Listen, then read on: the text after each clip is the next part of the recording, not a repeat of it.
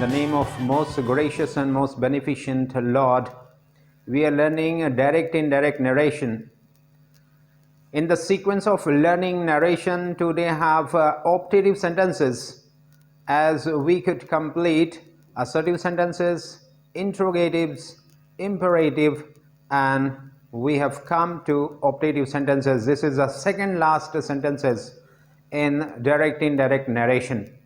What are optative sentences? It's very important to know before we are going to know the rules of optative sentences. Optative sentence ऐसे sentences होते हैं जिसमें कर्स किया जाए, pray किया जाए या फिर किसी तरह से विश किया जाए. तो विश, कर्स और प्रे तीन चीज़ों को शामिल करते हैं. जब इन चीज़ों को हम देखते हैं तो उसे हम ऑप्टेटिव सेंटेंसेस कहते हैं. तो ऑप्टेटिव सेंटेंस जानने के बाद फिर हमें इसके रूल्स के बारे में जानना है कि क्या क्या चेंजेस हम जब डायरेक्ट से इनडायरेक्ट में चेंज करते हैं तो उनको देखना है. तो पहला रूल, जब हम सेंटेंस को जो डायरेक्ट नरेशन में होता है, डायरेक्ट स्पीच में होता है, उसको इनडायरेक्ट बनाने में सबसे पहली चीज़ की सेड या सेड टू जो लिखा होता है उसको according to the sense of reported speech we have to change a reporting verb as cursed, prayed or wished. Wished, cursed, prayed में से एक कोई चूज करना है जो रिपोर्टेड स्पीच का भाव यानी सेंस बताता है. रिपोर्टिंग वर्ब को चेंज करने के बाद अभी इंपेरेटिव सेंटेंसेस और इंट्रोगेटिव सेंटेंसेस में कनेक्टिव वर्ड दैट नहीं लगता था, जबकि असर्टिव सेंटेंस में हमने कनेक्टिंग वर्ड दैट लगाया करते थे. अब वापिस ऑप्टेटिव सेंटेंसेस में हमें दैट फिर से एज अ कनेक्टर यूज करना है. रूल नंबर 1 में reporting verb said is changed into wished, cursed और prayed and connective word that is used after reporting verb and sign of interjection is removed. Last में reported speech के end में एक sign होता है, sign of interjection होता है, तो उसको हम हटा देते हैं और उसकी जगह पे फुल स्टॉप लगा देते हैं. सेंटेंस को देखेंगे, एग्जाम्पल के लिए जो सेंटेंस है उसको देख करके पता चलेगा किस तरह से हम चेंजेस करते हैं. He said to me, may you succeed in life. उसने मुझसे कहा कि आप जीवन में सफल हो. मे यू सक्सीड इन लाइफ. यहां पे विश किया जा रहा है, यहां पे कोई बद्दुआ नहीं दी जा रही है, कर्स नहीं किया जा रहा है या कोई प्रार्थना नहीं की जा रही है, बल्कि ये एक विश है जो कहने वाला कह रहा है.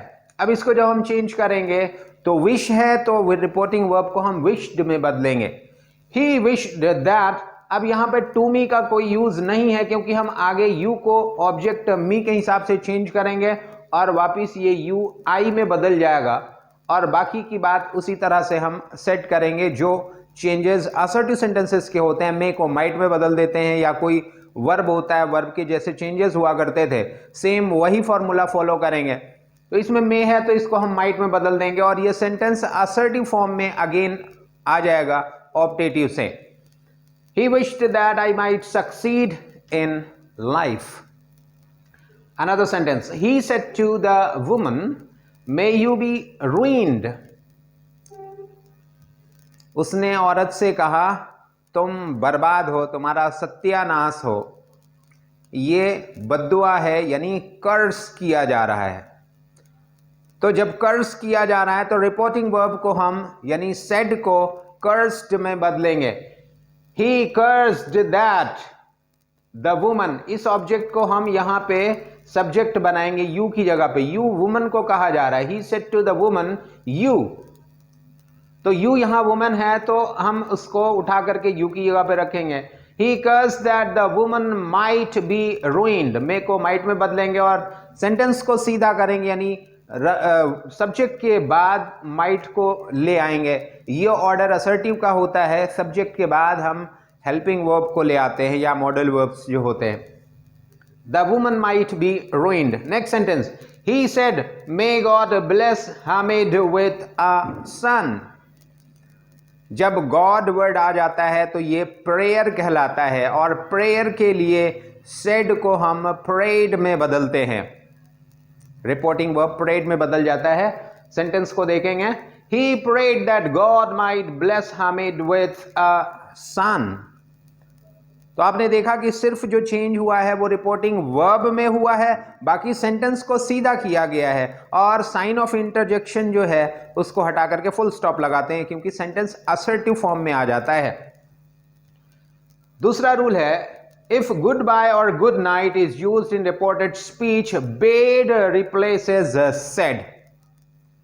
जब रिपोर्टेड स्पीच में गुड बाय को यूज किया जाए या फिर गुड नाइट को यूज किया जाए, गुड बाय गुड नाइट को यूज करने पे रिपोर्टिंग वर्ब को हम बेड में बदलते हैं।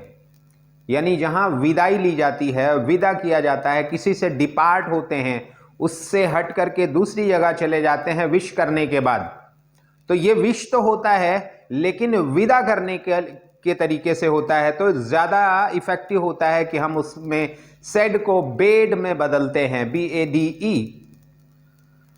और गुड मॉर्निंग अगर हो तो गुड मॉर्निंग ये डिपार्ट होने के लिए नहीं होता है, ये सिर्फ विश होता है, तो ऐसे में सेड को हम विश्ड में बदलते हैं। एग्जाम्पल यहां पे है, इनको हम देखेंगे। The child said good night mom, I will see you tomorrow. एक लड़का है, बच्चा है कोई, और वो अपनी माँ को गुड नाइट यानी बिड करता है, वहां पे उससे विदा लेता है गुड नाइट कह करके, और कहता है कि I will see you tomorrow, कल मिलेंगे। इसको रिपोर्टेड स्पीच, इसको बदलेंगे इनडायरेक्ट स्पीच में। The child bade good night to his mother and said that. यहां दो सेक्शन हो जाता है, एक तरफ तो गुड नाइट कह देता है, उसके बाद दूसरा पार्ट है I will see you tomorrow. तो इसको जब हम बदलेंगे तो दूसरा सेड दैट लगा करके बदलेंगे, क्योंकि यह असर्टिव सेंटेंस की तरह से है। तो ये पूरा assertive sentence I will see you tomorrow, तो असर्टिव को फॉर्मूला लगाएंगे, सेड लगाने के बाद दैट लगाएंगे। Said that he would meet, यहां विल आइल यहां शैल होता है, I will see you tomorrow, तो ये इसके आई किसके लिए है, बच्चे के लिए, और बच्चा यहां पे ही हो जाएगा, और ही के लिए विल आता है और उसका पास्ट वुड हो जाएगा। ही वुड मीट हर, हर यहां उसकी माँ है, meet her the next day, tomorrow next day में बदलता है। तो असर्टिव के सारे रूल्स यहां अप्लाई होते हैं, सिर्फ जो विश किया जाता है उसके लिए हम विश्ड करेंगे। अपनी माँ को उसने विश किया तो wished his mother good night, और यहाँ पे विश यहाँ बेड किया है, गुड नाइट कहा है, गुड मॉर्निंग होता तो विश होता, तो bade good night to his mother and said that he would meet her the next day. Next sentence, he said goodbye my friends. यहाँ गुड बाय है, ये भी बेड यूज किया जाएगा यहाँ पे सेड की जगह पे। He bade his friend goodbye. जब कोई किसी को गुड बाय कहता है उसके बाद फिर यहाँ पे माई फ्रेंड भी कहा गया है, तो ऐसे केस में हम इसको पहले भी रख सकते हैं माई फ्रेंड्स को, और बाद में भी रख सकते हैं, ये वोकेटिव केस है। तो अगर हम पहले रखेंगे तो उसमें टू नहीं लगेगा, यानी कि गुड बाय जब कहता है तो उसको अगर हम पहले रखते हैं तो उसमें टू लगेगा, अगर बाद में गुड बाय को रखते हैं तो विदाउट टू यूज होगा। सेंटेंस को देखेंगे, he bade his friends goodbye, his friends को पहले रख दिया तो गुड बाय के पहले टू नहीं लगा, और अगर गुड बाय को पहले रख दिया गया तो फ्रेंड्स के पहले टू लगाना होता है। Next sentence, the student said good morning teacher. Student ने कहा गुड मॉर्निंग टीचर, टीचर को विश किया। अब यहाँ पे गुड मॉर्निंग सीधा सीधा विश है, और इसके लिए हम सेड को विश्ड में बदलते हैं, तो बोलेंगे the student wished his teacher good morning. और अगर इसको हम टीचर को बाद में ले जाएं तो टू लगाना पड़ेगा, the student wished good morning to his teacher.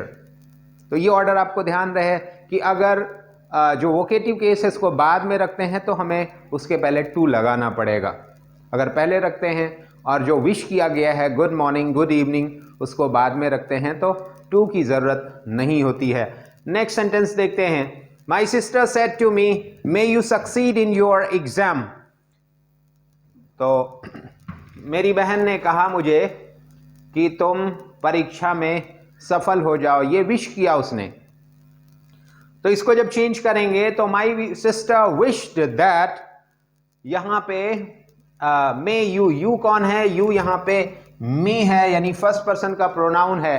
तो सेकंड पर्सन यानी यू जो होता है वो ऑब्जेक्ट के हिसाब से बदलता है, ऑब्जेक्ट मी है तो मी के लिए यू आई हो जाएगा और मे आगे हो जाएगा आई के और माइट में बदल जाएगा। तो देखेंगे इसको जो चेंज किया है, my sister wished that I might succeed in my examination. Your examination my examination हो जाएगा क्योंकि वो भी इसी ऑब्जेक्ट के पास आएगा जो कि मी है यानी फर्स्ट पर्सन का प्रोनाउन है और फर्स्ट पर्सन का पॉजिटिव केस माई होता है। अब कुछ और सेंटेंसेस हैं ये आपके लिए हैं, आप इसको चेंज करके देखेंगे आपको इसमें सेंटेंसेस को चेंज करना आया कि नहीं आया, ऑप्टेटिव सेंटेंस में कैसे चेंजेस होते हैं। हमारे साथ में आप भी इसको चेंज करेंगे। She said may God bless you. अब आप इसको जब चेंज करेंगे तो इसको क्या ले आएंगे इसमें रिपोर्टिंग वर्ब की जगह पे। रिपोर्टिंग वर्ब को बदलने से पहले हमें यह जानना पड़ेगा कि रिपोर्टेड स्पीच क्या कह रहा है, उसका सेंस क्या है। तो हम जब इसको देखते हैं तो इसमें गॉड लिखा हुआ है और इससे पता चलता है कि प्रे किया गया है, तो ये प्रे करने के लिए हम रिपोर्टिंग वर्ब को बदलेंगे। She prayed that. अब यहां पे गॉड को सब्जेक्ट बनाएंगे और मे को आगे बढ़ा देंगे, गॉड माइट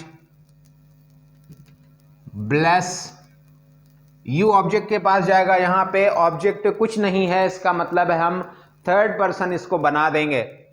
जब कोई नहीं है तो हम उसको थर्ड पर्सन मान लेते हैं और यू फिर हो जाएगा him. She prayed that God might bless him. Next sentence, the daughter said good morning mamma.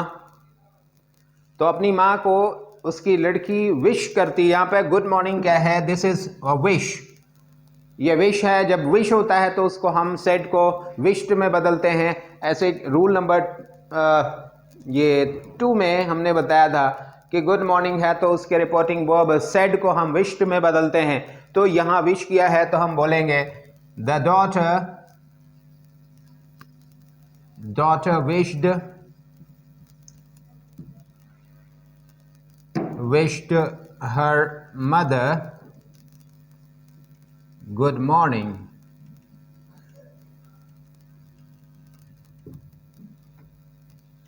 Sentence is over. ये जो चेंज किया है आप इसको फिर से देखेंगे, यहां पे सेट को विश्ड में बदल दिया और यहां पे ऑब्जेक्ट हमने मम्मा को मदर ले आ करके यहां पे लिख दिया क्योंकि उसने जो विश किया वो अपनी माँ को विश किया। उसी हिसाब से डॉटर विश्ड हर मदर, क्या विश किया, गुड मॉर्निंग।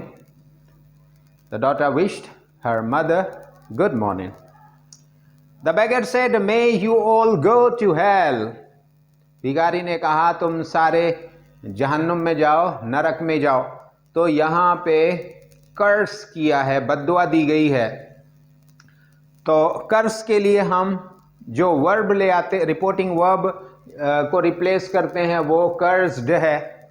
तो इस जगह पे कर्स बैग हम इसको चेंज करेंगे। द बैगर सेट को बोलेंगे कर्स्ड दैट। यू को हम ऑब्जेक्ट के हिसाब से बदलते हैं, ये सेकंड पर्सन का प्रोनाउन है। ऑब्जेक्ट जब कुछ ना हो तो हम इसको थर्ड पर्सन में चेंज करेंगे। The beggar cursed that you all लिखा हुआ है, यू ऑल का मतलब है यू एक नहीं है बल्कि तमाम लोग हैं, तो इसको हम दे में बदलेंगे। That they all might go to hell. Now the sentence is changed into indirect speech. Let's see it again. The beggar cursed that they all might go to hell. I hope that the changes in Optative sentence is now very difficult. You can understand all those changes and be able to transform sentences from direct into indirect narration by knowing the rules and some sentences that I gave you to practice here in this session.